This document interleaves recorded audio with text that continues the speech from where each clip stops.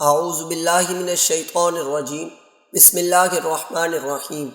السلام علیکم ورحمۃ اللہ وبرکاتہ۔ ہمارا قاعدہ چل رہا تھا جس کے اندر ہماری تختی نمبر 7 چل رہی تھی، اور آج انشاءاللہ ہم تختی نمبر 7 کا تیسرا سبق پڑھیں گے۔ چلیے آج کا سبق شروع کرتے ہیں۔ بسم اللہ الرحمن الرحیم۔ صاد الف زبر صا، یاد رکھیں صاد کو موٹا کر کے پڑھنا ہے، اور صاد کے ساتھ ایک الف ہے اس لیے صاد کو ایک الف کے برابر کھینچ کے پڑھیں گے۔ صاد الف زبر صا، صاد واو پیش صو، صاد کے ساتھ واو ساکن ہے اور واو ساکن سے پہلے والے الفاظ پر پیش ہے، اس لیے صاد کو ایک الف کے برابر کھینچ کے پڑھیں گے۔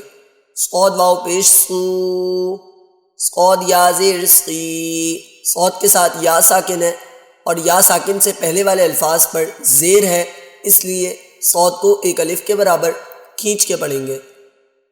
صاد یا زیر صی، صا صو صی۔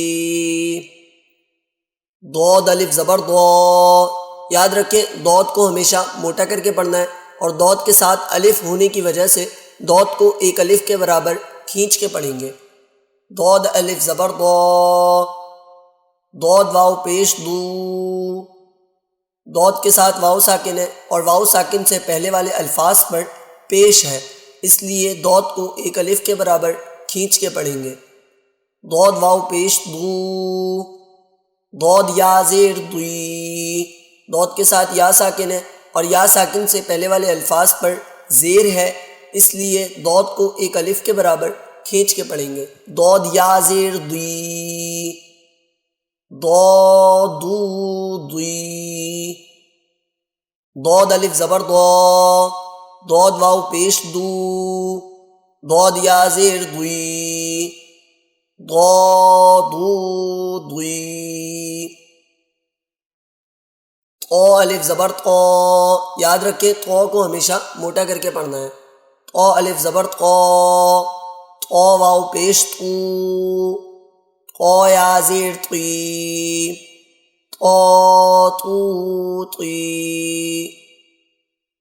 طا الف زبر طا، طا واو پیش طو، طا یا زیر طی، طا طو طی۔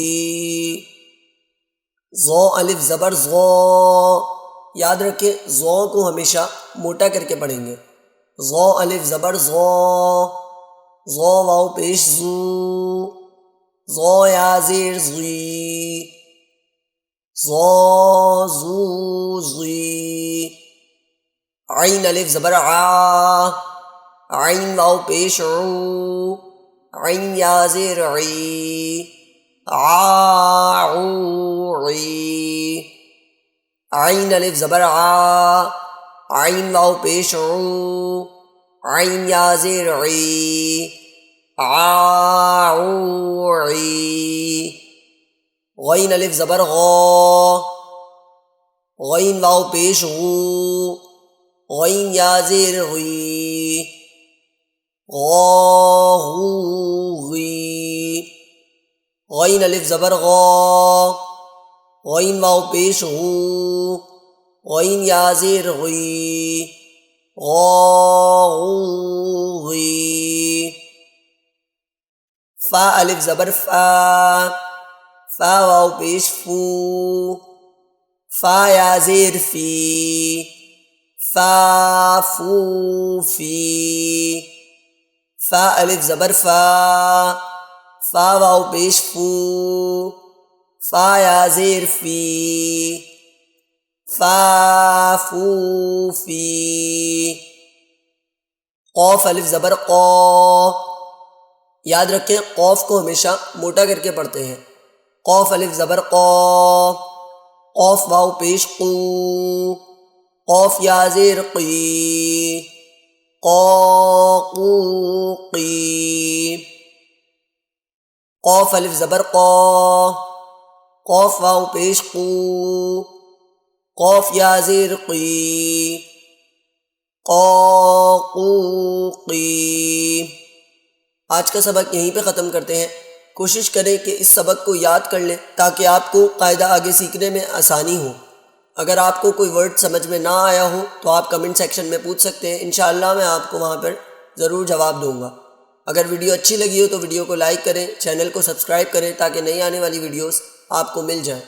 اللہ تعالیٰ سے دعا ہے کہ وہ ہمیں قرآن مجید تجوید کے ساتھ سیکھنے کی توفیق عطا فرمائے۔